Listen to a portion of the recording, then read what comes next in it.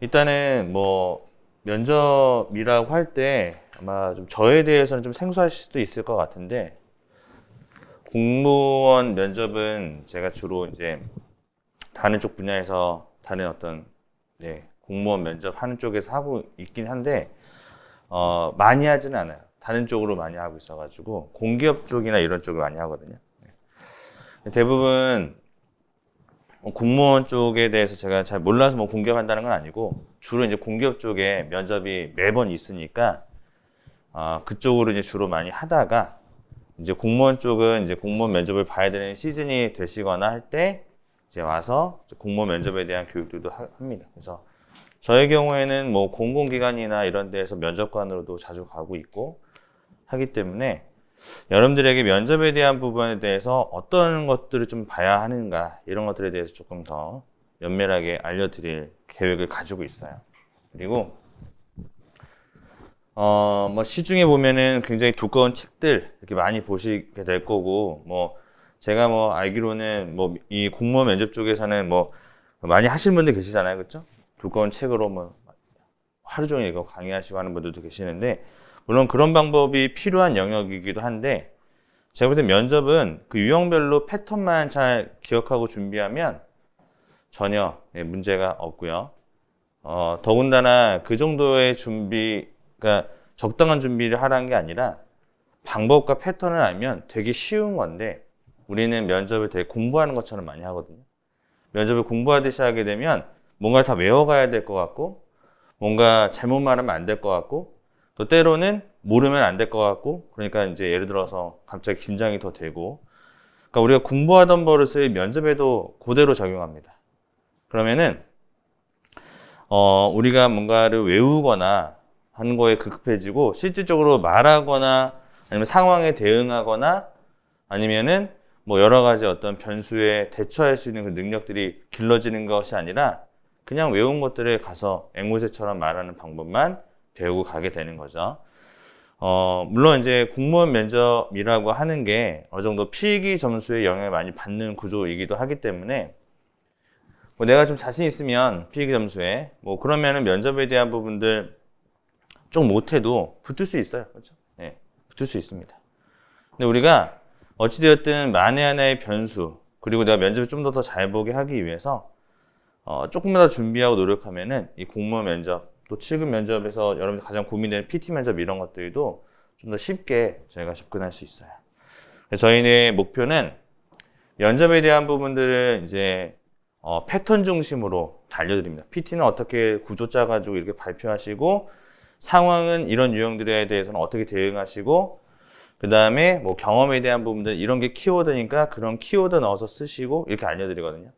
그래서 그런 몇 가지의 요약된 어떤 내용들만 잘 배우시면 어떤 상황이 나와도 다 대응이 가능하세요. 우선 첫 번째를 보게 되면 경험과 상황형 면접에 대한 과제를 주게 되겠죠.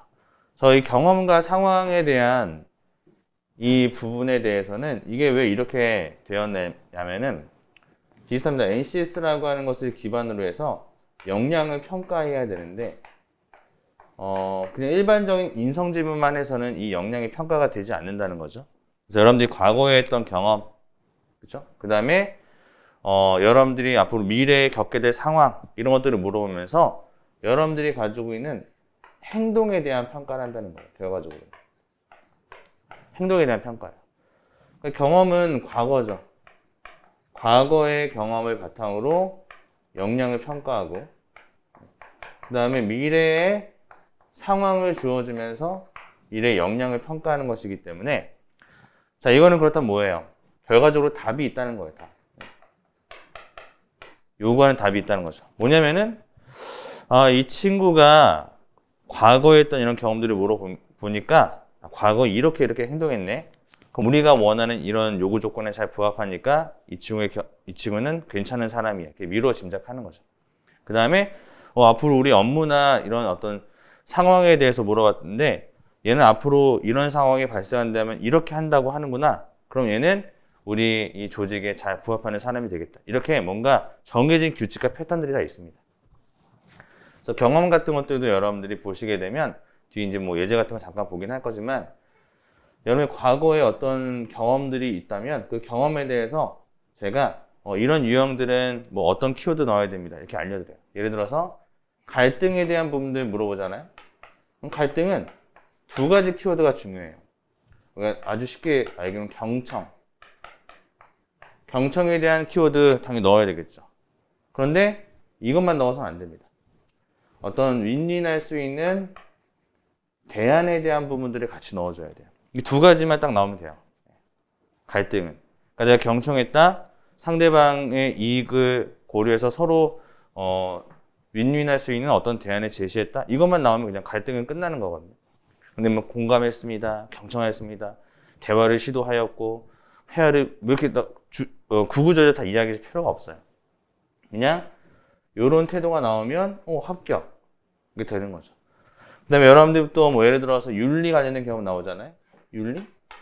윤리는 그냥 딱 봐도 그럼에도 불구하고에 대한 태도만 나오면 돼요. 그럼에도 불구하고. 이런 태도만 나오면 되기 때문에 실질적으로는 이런 키워드를 이제 배우면 됩니다. 자, 이런 상황에서 이렇게 하시면 돼요. 자, 그 다음에 뭐 저런 상황에 저렇게 하면 됩니다. 이렇게. 이런 경험들은 이런 키워드 말하세요. 라고 하는 키워드만 배우면 우리는 과거의 경험을 통해서 요구하는 역량들을 내가 충분히 보일 수 있다는 거죠. 단 이런 점이 존재해요. 뭐냐면은 내가 실제로 이런 경험을 했는데 원래 이런 키워드가 들어가야 되잖아요. 경청하고 서로 윈윈하고 이런 거 나와야 되잖아요. 근데 이런 경험이 없어요. 이런 경험이 없으면 이런 걸 얘기 못 하잖아요. 그렇죠? 내가 실제로 그렇게 행동하지 않았는데 그렇게 행동했다고 그거 말해야 되나요? 이렇게 물어본 경우가 있을 수 있습니다. 물론 여러분들이 최대한 제가 요구하는 그런 행동 패턴을 잘 보여주는 사례를 만드는 게 되게 중요하겠죠. 그래서 같이 하시게 되면 아마 사례도 정리해드려요. 사례를 정리해야 돼요. 경험은. 근데 여러분들의 사례가 그렇게 많지 않단 말입니다. 왜냐하면 대부분 다 우리가 학습 위주로 해왔기 때문에 뭐 공부하는 거 이외에 다른 뭐 다양한 경험들이 많이 없어요. 그렇죠? 한들 뭐 스터디라든지 뭐 그 다음에 뭐가 있어요? 또 여러분들 아르바이트라든지 뭐 이런 거 있잖아요. 아르바이트, 뭐 동아리 활동, 뭐 이런 등등의 경험들, 뭐 그 다음에 뭐 대외 활동 이런 것들이 있는데 우리는 대체적으로 많이 안 합니다. 이런 것들을. 경험이 좀 부족한 경우들이 많습니다. 그래서 최대한 내가 가지고 있는 경험을 좀 끄집어내 가지고 자기의 기술서에 쓰거나 면접 때 말해야 되는 그 경험에 대한 그 카테고리를 좀 정해야 돼요. 그래서 이 도전 경험 물어보면 이렇게 이걸로 얘기하시고 윤리 경험 얘기하면 이걸로 얘기하시고 이거는 팀워크하고 갈등 경험 얘기할 때는 이 소재를 얘기해서 이렇게 좀 변화를 주면서 답변을 하세요라고 하는 경험을 정리하는 게 경험 면접을 잘 볼 수 있는 먼저 선행 조건이에요. 그래서 이것들을 같이 정리하고 하다 보면 내가 경험이 별로 없지만 그 별로 없는 경험들 안에서도 최적화된 답변을 끄집어낼 수 있게 될 겁니다. 그래서 여러분들께 그런 부분들을 제공해 드리는 게 이제 경험에 대한 부분을 교육할 때 알려드리는 거고 상황에 대한 부분들은 되게 쉬워요. 그러니까 예를 들면 뭐 물론 일반적인 윤리적 상황이나 이런 것들은 우리가 다 알잖아요. 그렇죠? 어떻게 해야 된다라고 하는 거.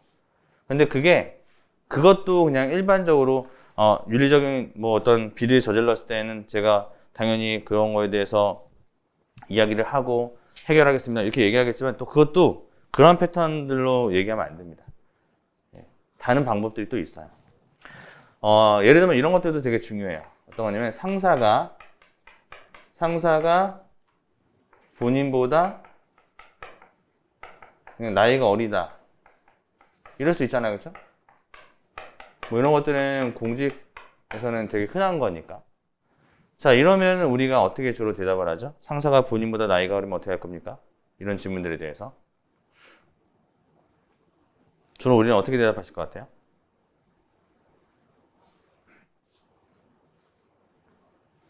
그냥 한번 생각나는 대로 한번. 상사가 여러분들보다 나이가 어리다면 어떻게 하시겠습니까? 이런 질문들 되게 빈도 있게 나오는 질문들인데. 그래요. 일단은 여러분들이 뭔가 머릿속에 뭔가 떠오르긴 떠오르죠. 그런데 그거는 답이 아니다 이렇게 생각하면 됩니다. 알겠죠? 뭐냐면은 어떤 질문을 딱 들었을 때 너무 머릿속에 바로 떠오르는 것들 있죠. 상황 지문에서. 그런 것들은 주로 답이 아니다 이렇게 생각하면 됩니다. 왜냐면 이거는 너무나 질문이 뻔해요. 그렇죠? 뻔하지 않습니까? 상사가 나보다 나이가 어리지만 나보다 먼저 임용이 돼서 더 많은 업무를 경험하셨기 때문에 당연히 나이가 어리더라도 배울 점이 있고 충분히 따라가서 업무를 수행할 수 있다고 생각한다. 이렇게 얘기할 거잖아요. 그렇죠? 상관없다 이렇게 얘기하지 않겠어요? 그래서 1차적인 답변은 주로 우리는 상관없다, 괜찮다 이렇게 얘기합니다. 상관이 없다. 근데 이게 이제 우리가 일반적으로 생각하는 거죠.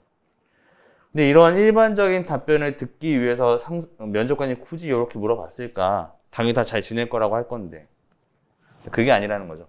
뭐냐면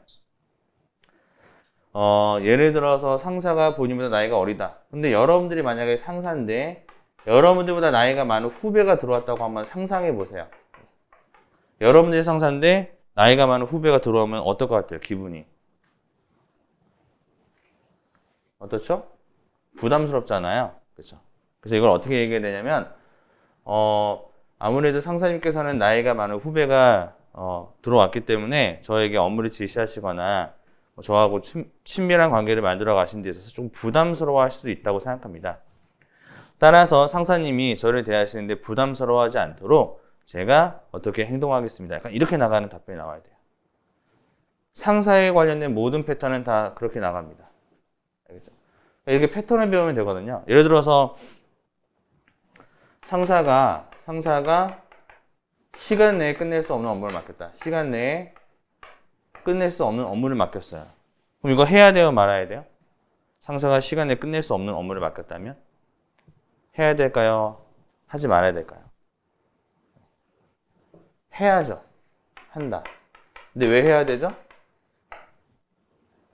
내 입장에서는 시간 내에 끝낼 수 없다고 판단했지만 상사님의 입장에서는 시간 내에 끝낼 수 있다고 판단해서 시킨 거니까 해야 되는 거죠. 그러니까 모든 관점이 상사와 관련된 이런 형태는 모든 관점이 다 이렇게 역지사지라고 하는 방향으로 흘러가요. 그래서 우리는 이런 거 나오면 어떻게 말하라고 하냐면 상사 입장에서는 요 표현 넣어서 말하라고 합니다. 그러면 대부분의 모든 답들이 해결이 되는 구조가 만들어지는 거죠. 그러니까 그런 것들도 다 패턴입니다. 윤리 패턴, 업무에서도 약간 도덕성과 효율성 이런 부분에 대한 패턴들이 주로 등장하거든요. 업무에 대한 상황을 주어주더라도 이 분은 예를 들어서 뭐 도움을 주기 어려운 상황에 놓여 있는데 그런데 조건에 안 맞는다. 원칙적인 조건에 안 맞는데 도움을 드려야 되는 상황이다. 그럼 어떻게 원칙에 따를 거냐 아니면 약간 도움을 드려야 되느냐 이런 식으로 대부분 윤리적이거나 효율적인 것에 대한 대치 상황 이런 것들이 나오기 때문에 그런 것들도 다 패턴화되어 있어요. 그래서 우리가 경험해보지 못한 패턴이 나오지 않고 대부분 우리가 어떤 일정한 패턴에서 답변에 대한 방향성을 잘 공부하시면 충분히 말할 수 있고 답변할 수 있는 그런 패턴으로 나온다. 그러니까 경험은 키워드, 사례 정리해서 키워드 정리해놓고 상황은 패턴만 잘 알면 어떤 유형이 나와도 저희가 대응이 가능하게 된다는 거죠. 그게 기출된 거 막 찾아보고 다 일일이 경험 정리하는 것보다는 훨씬 더 빨라요. 효율적으로. 그래서 이런 것들은 빨리빨리 정리해 놓고, 그쵸? 그 다음에 뭐 해야 돼요? 말로 하는 연습을 해야 되는데, 우리는 말하기는 안 하고 자꾸 정리만 합니다. 그게 이제 마음 편하니까. 면접은 마음 편하게 하면 안 되고, 좀 긴장되더라도 부딪혀보면서 해야 돼요. 그 다음에 이제 PT 같은 거, 이것도 어려워한단 말이죠. 이거 안 해봐서 어려운 거예요. 내용이 어려운 게 아니라 안 해봐서 어렵습니다. 그러니까 여러분들께서는 PT 어떻게 해야 되지? 이게 걱정되는 거는 뭐 내가 모르는 게 나면 어떻게 될지, 어떻게 하면 되지? 약간 이런 것들도 있겠지만 대체로 우리가 모르는 것 때문에 떨어지지 않습니다. 모르는 주제가 나와서 떨어지느냐? 그런 경우는 거의 없어요. 대부분 다 내용도 다 있고 읽으면 다 아는 내용입니다. 그래서 내용을 몰라서 떨어지는 경우는 없다. 그럼 뭐예요? 그래서 얼마나 잘 말하느냐에 대한 부분이고 그 점에 대해서 창의적인 부분하고 논리적인 부분하고 문제 해결에 대한 부분을 어떻게 어필하느냐에 따라서 조금의 내용이 갈리는 거죠. 그냥 내용을 잘 보고 뭐 정리만 잘해도 된다는 얘기도 있겠지만 그래도 어떤 대안을 제시해야 된다면 조금 더 창의적으로 대안을 제시해야 되겠죠. 그렇죠? 이 창의적이다라고 하는 것은 뭐 기존에 없이 뭐 새로운 것들 이런 것이 아니라 조금 더 이제 구체적으로 말한다라고 보시면 돼요. 예를 들어서 뭐 홍보 방안을 제시해봐라 이렇게 얘기합니다. 홍보 방안 이런 것들 제시해보라고 해요. 그럼 우리 홍보 방안 제시하면은 사람들이 어떻게 얘기하냐면 SNS를 활용하겠습니다. 이렇게 얘기하죠. 근데 이건 SNS를 활용하는 거 누가 모르겠어요. 여기까지만 얘기하면 그냥 평범해지는 거죠. 근데 우리가 좀 더 논리적으로 또 제대로 또 창의적으로 문제를 해결하려면 그럼 SNS를 가지고 여기서 뭐 어떤 걸 우리가 카드 뉴스를 만들겠다. 아니면 뭐 유튜브를 찍겠다. 뭐 이런 식으로라도 뭔가 세부적인 내용이 나와야 되거든요. 근데 우리는 SNS만 활용해서 홍보하겠습니다. 이렇게만 얘기하고 끝나는 거죠. 그러면 내용적으로 매력적이지 않은 내용이 되는 거죠. 근데 여기를 좀 더 구체화시켜서 넘어가게 되면 훨씬 더 우리가 제대로 된 어떤 발표를 할 수 있어요. 그래서 면접관들은 어차피 내가 말하는 내용이나 다른 뭐 이 면접에 오는 친구가 말하는 내용이나 거기에 더 내용이 다 대부분. 그래서 내용적으로 차이는 크게 나지 않아요. 근데 내용적으로 차이가 크게 나게 하려면은 조금 더 구체적으로 한다만 생각하면 돼요. 조금 더 구체적으로 방법을 제시한다. 이것만 나오면 됩니다. 알겠죠? 뭉뚱그려서 애매하게 하지 말고 조금 더 구체적으로만 하게 되면 우리는 창의적이다, 논리적이다, 문제적 능력 있다고 평가를 받는 건데 이 구체적으로 뭔가 하나 더 제시하는 거를 어려워한다는 거죠. 그래서 이 부분만 좀 더 저희가 배우면 되고요. 발표에 대한 부분이나 이런 것들도 긴장되니까 발표를 좀 자꾸 반복하면서 연습을 함으로써 현장에서 좀 긴장감을 덜하게 하면서도 그 다음에 내가 이제 말하고자 하는 것들을 잘 전달할 수 있도록 하는 거 이런 것들 연습하시면 되고요. 발표를 하게 되면 당연히 꼬리지면 나오겠죠. 이 꼬리지면 나오는 것들도 그냥 우리가 답변을 못할 수도 있습니다. 그렇죠? 예. 그런데 그냥 모르면 모른다고 하고 예스번만 잘해도 돼요. 좀 그런 부분에 대한 저도 좀 부족함이 있었다고 생각합니다. 하지만 전 또 이렇게 생각합니다. 이런 화법만 잘해줘도 우리가 잘 대응할 수 있는 것들이라서 이런 화법을 또 몇 개 배워야 됩니다. PT 면접에서 꼬리지면 나오면 어떻게 되는지. 그 다음에 개별 역량 면접 같은 거, 이 경험 상황 면접 과제에 대해서 쓴 것을 바탕으로 기본적인 역량을 물어보겠죠. 내가 경험한 것에 대해서 후속 질문들을 하게 되어 있어요. 후속 질문. 후속 질문 주로 FACT라고 해서 Feeling, Action, Context, 그 다음에 Sort 이렇게 네 가지로 물어보게끔 구조화되어 있어요. 면접관들이 꼬리 질문하는 게 물론 내가 경험한 얘기를 듣고 거기에 맞게 좀 추가적인 역량을 판단하기 위해서 꼬리 질문하는 것도 있지만 기본적으로 F, 뭘 느꼈는지, A, 당시 어떻게 행동했는지, C, 그때 컨텍스트라고 해서 어떤 상황이었는지, T, 그때 무슨 생각이 들었는지 이런 것들만 저희가 일단 꼬리 질문에 준비하고 계속적으로 이제 여러분들이 쓴 경험에 대해서 제가 약간 압박도 해보고 하면서 상황에 대한 대응력을 키워나가면 되는 거거든요. 그래서 패턴과 그 다음에 어떤 구조를 가지고 여러분들이 역량을 평가하는 질문에 대해서 어떻게 대응하는지를 좀 배우시면 아무리 압박을 좀 하더라도 충분히 대응 가능합니다. 쉽게 할 수 있어요. 그리고 이런 것들에 대한 여러분들 패턴을 배우고 구조를 배워서 연습하시면 되기 때문에 어려운 게 아니다 라는 말씀을 늘 드리고 있습니다. 패턴을 이해하면 되게 쉽다 라는 말씀 늘 드리고 있어요. 그래서 그거를 좀 여러분들이 고려하시면서 준비해 보시면 좋을 것 같고 국가직 관련돼서는 그래서 이제 어떤 걸 정리하느냐 자기계획서 아까 말씀드렸던 것처럼 글을 쓰는 구조가 있죠. 경험을 쓸 때 우리가 많이 쓰는 게 다 상황은 무엇이고 그 다음에 행동하고 결과가 무엇이냐 이렇게 쓰잖아요. 상황, 행동, 결과로 쓰라고 하지 않겠습니까? 이거를 영어로 뭐 STAR로 얘기하고 Situation, Task, Action, Result라고 얘기하죠. 이런 구조대로 경험 쓰는 방법들 몇 개 배워보면서 여기에 알맞게 여러분들 경험을 정리하는 거 이런 게 이제 저희가 같이 진행될 내용이에요. 그래서 자기계획서의 작성 구조라든지 효과적인 내용 전달을 위한 어떤 요령 같은 것들을 잘 저희가 정리해 나가야 되고요. 상황 문제에 대해서 뭐 업무 처리라든지 민원 대응이라든지 대인관계라든지 다양한 문제를 해결하는 여러 가지 상황에 대해서 핵심 키워드를 가지고 여러분들이 어떻게 써야 되는지 알려드립니다. 상황에 대한 것들도 구조가 다 있어요. 상황을 쓰는 구조. 경험이 STAR이라고 한다면 뭐 상황 같은 것들은 PREP 이런 걸로 적을 수 있어요. 포인트, 리즌, 이그잼플, 포인트 이렇게 적는 구조가 있거든요. 이런 거를 배워서 상황에 맞게만 쓰면 되는 겁니다. 그래서 이런 패턴을 정리하는 시간. 그렇죠? 그 다음에 개인 발표는 이제 발표에 대한 프로세스, 오프닝부터 중간에 클로징까지의 과정들이 있습니다. 발표할 때 오프닝 안녕하십니까 인사드리고 그 다음에 내 주제 설명하고 그 안에 발표에 대한 내용 어떻게 전달하는지 그 순서가 있어요. 그 순서에 대한 부분들 정리하고 자, 그 다음에 뭐 스피치에 대한 부분들은 반복적으로 연습해서 얻어야 되는 부분이지만, 일단 처음에 어떻게 이제 소리를 내야 되는지, 또 만약에 여기서 좀 스피치 할 때 좀 주의할 점이라든지 이런 것들을 주로 배우게 될 겁니다. 그리고 발표한 다음에 후속 질문에 대한 유형 같은 것들을 좀 체크하면서, 아, 이런 유형의 후속 질문들을 물어보기도 하는구나, 라고 하는 것들을 이제 배우게 되실 거예요. 그래서 발표에 대한 내용을 정리하거나 구조는 대부분 문제 해결 구조이기 때문에 쉬워요. 현황 얘기하고, 그렇죠?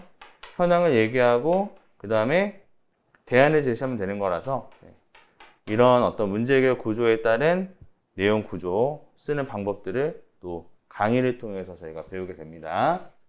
이렇게 강의를 통해서 기본적인 지식을 딱 빨리 구축한 다음에 그 다음에 바로 실전으로 넘어가야죠. 넘어가서 우리가 같이 또 피드백을 받고 현장 경험도 쌓고 이렇게 하면서 뭐 하물며 인사하는 방법이 하나까지 하물며 여러분들이 긴장할 때 어떤 습관을 보이는지까지 제가 다 보고 캐치해서 이렇게 하면 안 됩니다. 이렇게 좀 개선하세요 라고 하는 것들을 아주 디테일하게 피드백을 주기 때문에 행여 여러분들이 면접장 가서 할 수 있는 실수 또는 다양한 케이스를 기반으로 한 연습 등을 통해서 여러분들께서 좀 더 면접을 보실 때 어떤 상황이 되더라도 당황하지 않게끔 하는 실습들을 계속 진행해 나갈 예정입니다. 자, 그렇게 해서 여러분들이 이 내용들 좀 정리해 보시면 좋을 것 같고요. 자, 그 다음에 지방직, 서울직 7급에 대한 면접에 대해서 또 설명을 들어보죠. 워낙 좀 다양한 형태의 면접이 아니라 일반적으로 지방직은 조금 이제 인성 위주, 개별 면접 위주로 진행되기가 많아서 난이도가 그렇게 높거나 하지 않습니다, 여러분. 그래서 제가 봤을 때는 조금만 준비하면 돼요. 패턴을 가지고 준비하면 잘할 수 있어요. 진짜예요. 믿으세요. 그리고 수많은 질문들을 저희가 정리해 보면 됩니다. 수많은 질문들을 정리하고 그다음에 케이스별로 나눠서 이런 유형은 어떻게 답변하고 이런 건 어떻게 답변하는지를 배우게 되면 되는 거라서 개별 면접에 대한 부분들과 주제 발표, 뭐 집단 토론 이건 여러 가지 유형들 좀 합쳐서 보여드린 건데 주로 이제 개별 면접들이 중요하죠. 이 부분이 제일 중요합니다. 지역에 대한 이슈, 직렬에 대한 뭐 이해, 기본적인 인성, 당연히 뭐 5가지 평균 요소에 따른 질문들이 개별 면접 안에 들어가겠죠. 자기소개부터, 그렇죠? 그 다음에 왜 지원하게 되었는지, 지원 동기, 하고 싶은 업무가 무엇인지, 우리 지역에 대한 대표적인 이슈가 뭐가 있는지, 활성화 방안 뭔지, 개선 사항 뭔지, 다 이런 거잖아요.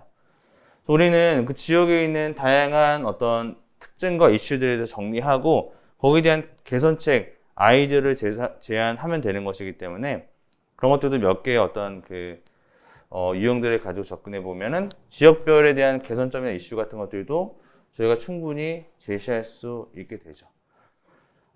조금 이제 이런 이슈들은 개선 방안을 물어보기 때문에 아이디어적인 부분과 관심에 대한 유무가 되게 중요해요. 그래서 당연히 서울시면은 서울시에서 하는 다양한 정책적인 어떤 거라든지 뭐 하물 따릉이 개선 방안이라든지 뭐 그다음에 뭐 저출산에 대한 부분이라든지 뭐 이런 것들까지도 모두가 우리가 다 알고 있는 이슈이기 때문에 그런 것들에 대한 개선법 이런 것들을 체크해 보시면 될 것 같고요. 주로 이슈가 반복되기 때문에 과거에 나왔던 이슈들을 잘 정리해서 또 저출산, 고령화, 인구 감소 이런 거 있잖아요, 그렇죠? 네, 그런 것들에 대한 문제들을 해결해 나가면 됩니다. 자, 그 다음에 인성에 대한 질문들 같은 경우도 예, 자기소개 같은 경우에는 아마 제가 거의 다 피드백을 다 드리는데 자기소개도 우리가 이제 뭐 어떻게 만드는지는 알겠지만 실제로 만들어 보라고 하면 되게 이상하게 만들어 온 경우가 많습니다. 제가 보고 이런 부분들을 하나씩 다 그냥 다 써서 드려요. 거의 다. 대신 여러분들이 어떻게만 하면 되냐면 내가 해왔던 경험, 나의 가치관, 뭐 나의 어떤 성향 이런 것들만 정리해서 주시면 그걸 보고 제가 이거를 다 타이핑해서 드려요. 그래서 이렇게 자기소개하면 됩니다. 라고 해서. 그래서 저는 뭐 인성 질문에서 자기소개라든지 지원 동기라든지 이런 것도 있죠. 지원 동기라든지 뭐 성격이라든지 뭐 이런 것도 있죠. 그다음에 가치관 질문들 이런 부분들이 있는데 인성은 주로 나오는 것들이 나옵니다. 네, 주로 다 나오는 것들이 나와요. 그리고 그냥 개별 면접 자체가 전반적으로 다 주로 나오는 것들 위주로 나옵니다. 스트레스는 어떻게 관리하는지, 뭐 그다음에 뭐 지원 동기 뭔지, 마지막으로 하고 싶은 말이 무엇인지, 성격은 어떤 편인지, 주변에서 어떻게 평가를 하는지, 존경하는 인물은 누구인지 다 나오는 것들이 나오기 때문에 이거는 자주 등장하는 걸 잘 준비하면 돼요. 자주 등장하는 어떤 질문을 어떻게 말한다? 고도화해서 말한다. 이게 되게 중요해요. 무슨 말이냐면 자기소개나 이런 것들도 더 잘, 남들보다 좀 더 잘 만들기 노력하고 지원 동기도 좀 더 명확하게 지원 동기도 그냥 내가 뭐 국가를 위해서 이런 얘기 하는 게 아니라 어떤 뭐 예를 들면 뭐라고 해야 될까요? 전문성에 대한 부분들 이런 것들을 얘기를 해야 되거든요. 내가 가진 어떤 목표에 대한 부분들 지원 동기를 말할 때 목표가 잘 들어가야 되는데 목표가 없이 그냥 공직자로서 뭐 시민들을 위해서 헌신하고 이런 얘기만 한다는 거죠. 근데 그거는 그냥 우리가 해야 될 당연한 역할이지 그것이 지원 동기가 될 수는 없어요. 서울시나 아니면 각 지방에서 요구하는 게 뭡니까? 우리 지역에서 와서 뭐 하고 싶냐? 와서 뭘 도와줄 수 있냐? 이런 것들이 면접관 입장에서는 더 솔깃하고 더 설득력 있는 말하기인데 우리는 목표는 제시하지 않고 뭘 하고 싶다, 어떻게 기여하고 싶다는 목표는 없이 마음가짐만 얘기하면서 지원력이 얘기하니까 설득력이 떨어지는 거죠. 그래서 이런 것들을 목표를 제시하면서 만드는 것 이런 것들이 고도화예요. 고도화. 성격에 대한 부분들도 여러분들 뭐 저의 장점은 책임감입니다. 단점은 융통성이 없습니다. 이렇게 얘기하는 경우가 되게 많습니다. 왜? 공무원이니까 융통성이 있다고 정직하고 올바라야 되니까 단점으로 그냥 융통성이 없다고 얘기하자. 약간 이렇게 뭐 맞춰온 듯한 느낌으로 다 그렇게 얘기해요. 대부분 다 우리나라 대한민국 청년들의 3대 장점 책임감, 성실함, 꼼꼼함입니다. 거기서 뭐 크게 벗어나지 않아. 이제 면접관들은 반복적으로 그런 얘기를 듣다 보니까 이제 내가 그런 얘기 하게 되면 크게 뭐 나한테 임팩트를 느끼기 어렵죠. 그래서 그럼 저는 진짜 꼼꼼한데 꼼꼼하다고 말하면 안 된다는 건가요? 이런 건 아니에요. 꼼꼼하다를 야무지다로 바꿔본다거나 네, 저는 어떤 일이든 대충 하지 않는다는 것이 저의 큰 강점이라고 생각합니다. 라고만 얘기해도 약간 표현만 바꿔도 성격이 되게 진짜 꼼꼼해 보이고 좋아 보일 수 있다라고 하는 거죠. 그래서 그렇게 하나하나 자주 나오는 것들을 조금씩 바꿔나가고 고도화시켜 나가면 내가 말 한마디 하는 것 자체가 면접관들에 꽂혀요. 귀에 꽂히면 설득력이 생겨요. 그러면 면접관들은 우수를 줄 수밖에 없어요. 그러니까 우리는 개별 면접에서 보통 받으려고 하는 거 아니란 말이에요. 우수 받으려고 하는 거란 말이죠. 그 우수를 받기 위한 답변의 고도화를 좀 더 면밀하게 짜야 됩니다. 이거. 그래서 이런 거 되게 중요하고 실제로 뭐 갈등의 경험 같은 거 물어보죠. 갈등 경험. 아까도 얘기했지만 갈등 경험 이거 갈등이 나쁜 거예요? 갈등 나쁩니까? 아니에요. 갈등은 필요해요. 우리 사회에 갈등이 있어야 됩니다. 그래야 발전해요. 그래서 우리는 갈등이 없었다고 말하는 사람이 오히려 되게 적극적이 못한 사람이지 갈등이 있었다고 말해야 좀 적극적으로 행동했던 사람이라고 보여줄 수 있어요. 우리는 갈등을 관리한다가 돼야 되고 갈등에 대해서 우리는 어떻게 된다? 잘 관리해서 갈등이 오히려 기회다. 더 좋은 대안을 만들어내고 더 좋은 관계를 만들어내서 기회가 될 수 있다는 관점도 제시해야 되거든요. 이런 것들 저희가 배울 거예요. 그래서 이런 것 하나하나를 개별 면접 때 만들어가면서 고도화시켜 나가면 훨씬 더 여러분들이 잘 말할 수 있게 될 거라고 기대해 마지 않습니다. 또 주제 발표, 여기도 이제 개인 발표 같은 경우에는 충분히 잘 읽고 아까 말씀드린 것처럼 본인의 역량들을 어필하면 되는 것이기 때문에 주제 발표에 대한 주제 그 자체는 아시겠지만 기출문제 다 보더라도 어려운 거 하나도 없습니다. 알겠죠? 어려운 게 없고 그것들을 얼마나 아까 얘기했던 것처럼 그것도 좀 더 디테일하게 구체화 시키느냐. 알겠죠? 그냥 일반적인 방식이 아니라 얼마나 구체적으로 대안을 제시하느냐. 구체적인 대안 제시에서 갈린다. 그래서 갈려요. 내용에 대한 퀄리티가 갈립니다. 그러니까 이 구체적인 대안 제시하는 방법을 배워서 발표로 하시면 되는 거고 발표의 구조를 배우면 되는 거죠. 집단 토론 면접 같은 경우에도 이 집단 토론 면접의 경우에는 예전에 비해서 좀 중요도가 좀 감소되고 있는 것은 사실입니다. 근데 우리는 평소에 토론이나 토의 같은 형태의 말하기를 많이 해보지 않기 때문에 이것도 우리가 생소해서 어려운 거예요. 다 생소해서 어렵습니다. 면접도 생소해서 어려워요. 이 생소함을 연습을 통해서 반복적으로 수행하면 생소하지 않게 되는 건데 토론의 경우에는 여러분들이 이제 집단 토론 면접을 보는 과정에서는 주제 자체는 우리가 일상적인 시사 이슈라든지 그렇죠? 아니면 이제 지역에 대한 어떤 특성이라든지 이런 거에 따라서 또 어떤 경우에는 토론이 아니라 토의로 진행되는 경우가 있죠. 어떤 합리적인 대안을 같이 도출해내는 주제는 쉬운데 이것도 제가 집단 토론 가서는 몇 가지 미션이 있습니다. 미션 알려드려요. 토의하거나 토의할 때에는 8가지 미션이 있으니까 요거를 수행하시면 돼요. 이렇게 알려드리거든요. 그러니까 상대방이 말할 때 어떻게 하고 그 다음에 중간에 어떤 역할을 수행해 주시고 대안을 제시할 때는 어떻게 말하시고 이렇게 8가지 미션이 있습니다. 토론에서 그 8가지 미션을 그냥 수행하면 그냥 잘한 거 알겠죠? 네. 그런 8가지 미션을 배운 다음에 그것들을 이제 실제 토론할 때 적용해 보면서 연습하시면 되고요. 토론이나 이런 것들을 내가 주제를 진짜 잘 모르더라도 할 수 있는 방법 이런 거 다 알려드립니다. 주제를 모르더라도 할 수 있는 방법들이 다 있습니다. 그런 것들을 배워나가는 게 토론 면접의 주요 내용입니다. 자, 넘어가서 저희가 실제로 진행할 때는 다음과 같은 과정을 가지고 진행을 합니다. 그래서 상황을 보고 토론 면접이 있으신 경우에 맞춰서 토론을 진행할 예정이고요. 만약에 내가 지역에 토론이 없다 그러면은 안 할 수도 있습니다. 근데 내가 어떤 저희 반에 토론이 있을 수도 있고 토론이 없을 수도 있잖아요. 토론이 있는 경우에 대해서는 개별적으로 다 이렇게 케어를 해드리면서 토론 면접에 대한 대응을 할 수 있도록 해드릴 거니까 이거는 이제 지역의 특성이나 상황에 따라서 진행할 예정이고요.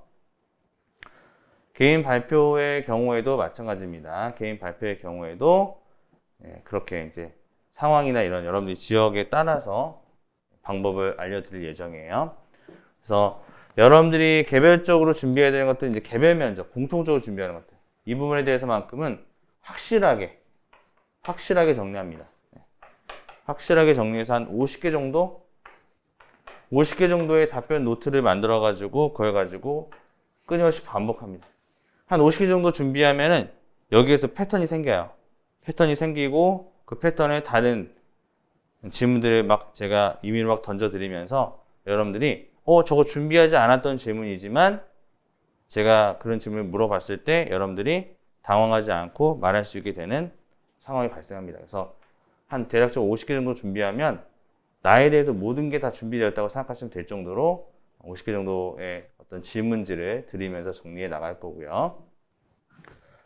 그리고 실질적으로 이제 면접은 항상 예상치 못한 사항들이 많이 발생하기 때문에 실습의 과정들은 당연히 필요하겠죠. 그래서 인사하는 법부터 앉는 방법, 목소리 내는 방법, 압박을 받았는데 거기에 대해서 잘 대처하지 못했을 때 거기서 잘 빠져나오는 방법, 그 다음에 잘 모르는 질문을 받았을 때에 대해서도 어떻게 대응해야 되는지에 대한 방법, 이런 것들이 다 이 개별 면접 안에서 저희가 이제 배우게 되는 부분들이고요. 경험이나 상황은 경험 다 패턴이라고 했죠. 경험은 다 패턴으로 합니다. 패턴. 패턴과 키워드. 요거를 이제 다 정리해 드려요. 알겠죠? 자, 이 경험은, 성취 경험은 이렇고, 뭐, 그 다음에, 뭐, 예를 들어서, 갈등 경험 이렇게 하고, 뭐 윤리 경험 이렇게 한다. 이렇게 해서 키워드를 다 알려드릴 거니까 전혀 걱정하지 않으셔도 되고요. 발표 같은 실습을 해보고 여러분들께 직접 발표를 한번 해보라고 한 다음에 시뮬레이션을 계속해서 돌릴 겁니다. 돌리면서 여러분들께서 내가 발표하는 과정에서 잘못된 문제점이라든지 이런 것들을 제가 계속 피드백을 드릴 예정이니까 믿고 따라오시면 잘할 수 있는 영역이 될 것 같아요. 그래서 예전에 뭐 기출된 것들 잠깐 갖고 와 봤는데 보게 되면 이런 게 있어요. 인생을 살면서 가장 부끄러웠던 경험 같은 거 얘기해 보라고. 그렇죠? 이런 거. 또 뭐가 있지? 뭐 예를 들어서 조직이나 단체에서 본인의 문제점을 찾아내어 개선했던 경험. 이렇게 나오거든요. 그러니까 이런 것들은 우리가 예를 들어서 대부분 경험을 준비하면 내가 가장 잘했던 거 이런 것들 준비하거든요. 예를 들어서 내가 희생했던 경험, 그렇죠? 내가 누군가에게 도움을 줬던 경험, 주로 이렇게 긍정형의 질문들을 많이 준비하는데 이렇게 갑자기 부끄러웠던 경험 써보라고 하거나 이렇게 나오면 되게 당황해합니다. 근데 이거는 저희가 윤리 경험이라든지 이런 거 정리할 때 이거 다 배워요. 실제로 부끄러웠던 경험이라고 딱 정리해놓지 않더라도 내가 뭐 실수했던 거라든지, 그렇죠? 그 다음에 내가 어떤 뭔가를 좀 단점을 개선했던 경험이라든지 뭐 이런 것들 쓸 때 다 확인하는 건데 예를 들어서 이제 크게 이렇게 나올 수 있습니다. 경험의 경우에는 긍정형도 있고 부정형도 있어요. 성취 경험의 내용이 긍정이라면 부정은 당연히 실패 경험이겠죠. 그 다음에 도움을 준 경험이 있다면 당연히 반대는 피해 준 경험이겠죠. 부정형. 남한테 피해 준 적 있냐. 윤리적으로 행동했던 경험에 대해서 물어보는 것이 긍정형이라고 한다면 윤리적으로 규칙을 지키지 못했던 적 있냐. 이런 게 부정형이겠죠. 근데 이렇게 부정형으로 나오면 우리가 뭐 이런 경험을 쓸 때 끝에 어떻게 써야 될까요? 실패하고 피해도 주고 윤리적으로 행동하지 못했지만 그럼에도 불구하고 뭘 배웠다. 배운 점 쓰면 되거든요. 뭔가를 배우고 깨달았다.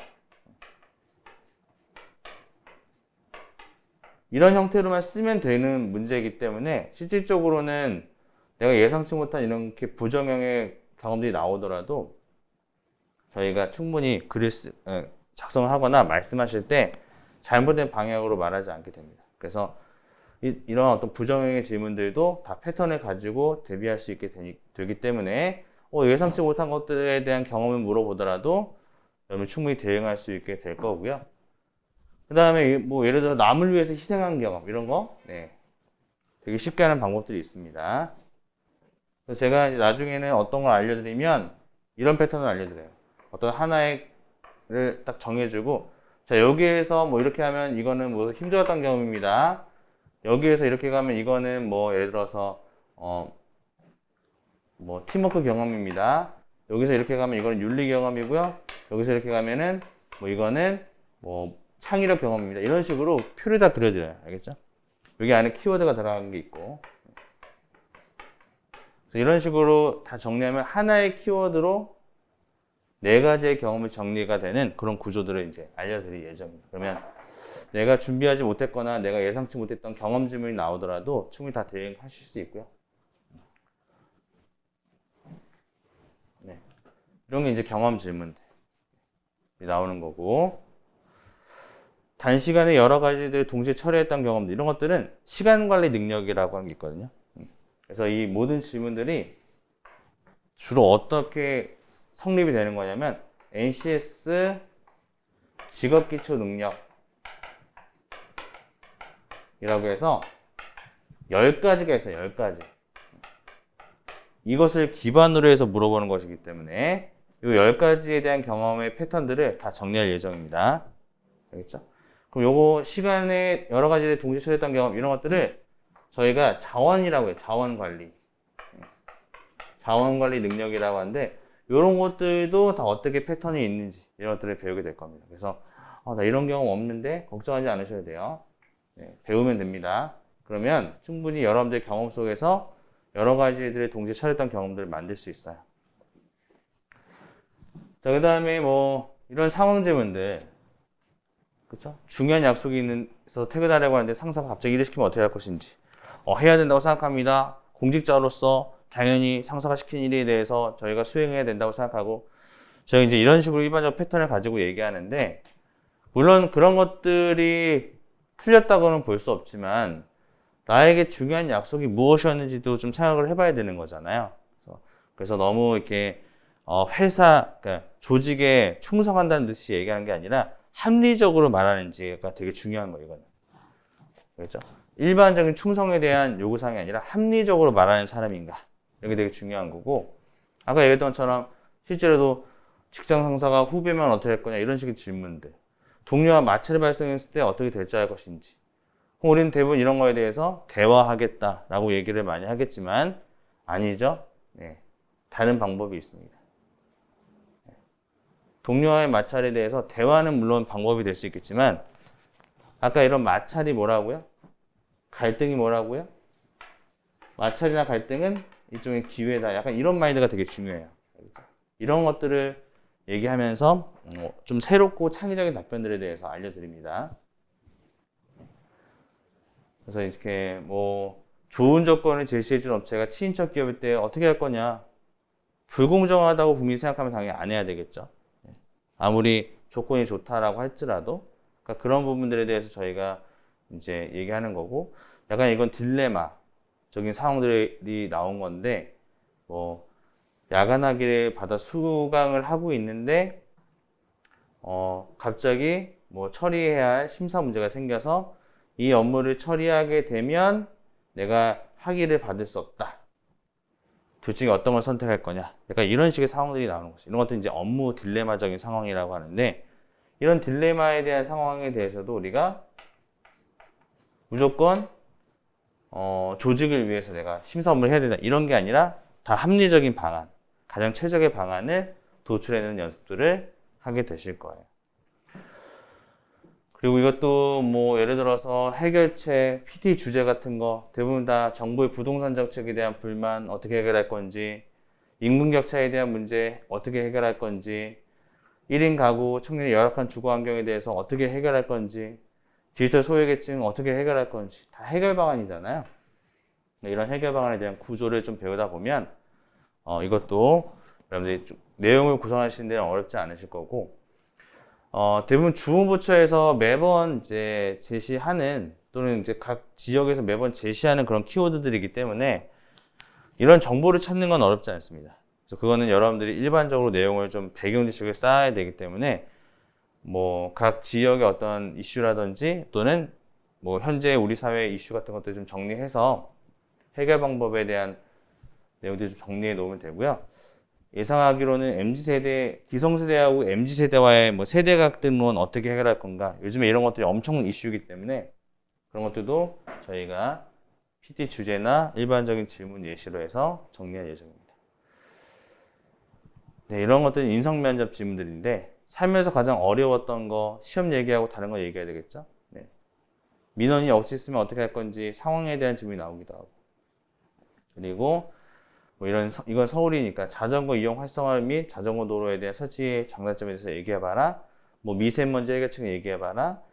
재활용 분리수거의 문제점을 해결 방안은 무엇인지 얘기해봐라. 다 이런 식으로 정책적인 부분, 그다음에 자기의 어떤 경험적인 부분, 상황적인 부분들을 들어서 여러분들의 개별 역량을 평가하기 때문에 이런 질문이 무엇이 나오더라도 해결할 수 있는 방법들, 패턴을 통해서 공부하는 방법들을 알려드리는 게 저희 교육의 가장 핵심이에요. 알겠죠? 그래서 일단은 지식으로 배우는 것들은 핵심을 딱딱 배우셔서 정리하시고, 개별적으로 이제 계속 얘기하면서 내용과 여러분들이 부족한 점들을 보완할 수 있습니다. 그 다음에 다음으로는 이제 여러분 각자 뭐 PT든 뭐 토론이든 개별 인성 면접이든 이런 것들에 대해서 답변 노트를 다 같이 정리하고요. 정리된 노트를 기반으로 해서 면접을 시뮬레이션 하고, 정리했다고 다 말 잘하는 거 아니거든요. 알고 있다고 해서 발표 잘하는 거 아닌 것처럼. 그래서 그런 것들 시뮬레이션을 반복하면서 수정하고 반복하다 보면 어느새 여러분들이 자신감도 좀 끌어올려서 긴장을 하지 않으면서, 긴장을 하지 않을 수는 없어요. 제가 볼 때는. 긴장을 좀 덜 하면서도 최고의 어떤 모습을 보일 수 있는 방식으로 진행할 예정이 있습니다. 그렇게 해서 제가 이전에 뭐 다른 기관이나 뭐 다른 기업이나 이런 거 했을 때 알려줬던 수많은 노하우들이 다 준비되어 있기 때문에 제가 십몇 년간 해왔던 이 면접에 대한 노하우들을 여러분들 진짜 단 몇 시간 만에 다 정리가 되는 거예요. 그러면은 그 노하우를 가지고 여러분들은 현장에 가셔서 잘 말하기만 하면 우리는 합격할 수 있다. 이렇게 말씀을 드리고 특강을 좀 정리를 해보도록 하죠. 혹시 좀 궁금하신 점들 있으신가요? 뭐 이 면접에 대해서 좀 궁금하신 점들? 아직은 뭐 발표가 안 나서 그렇죠? 네. 그래서 어려워하지 마시고 같이 한번 해보시면 좋은 결과가 있을 거라고 장담을 하고, 네. 실제 여러분들 개개인별로 상담을 많이 하면서 할 거기 때문에 기간 동안 여러분들이 어려워하신 부분은 항상 뭐 온라인으로든 아니면 뭐 주중에라도 계속 피드백을 드리면서 할 겁니다. 그렇게 여러분 생각하시고 면접을 준비하시면 될 것 같습니다. 네, 강의 마무리하겠습니다. 감사합니다.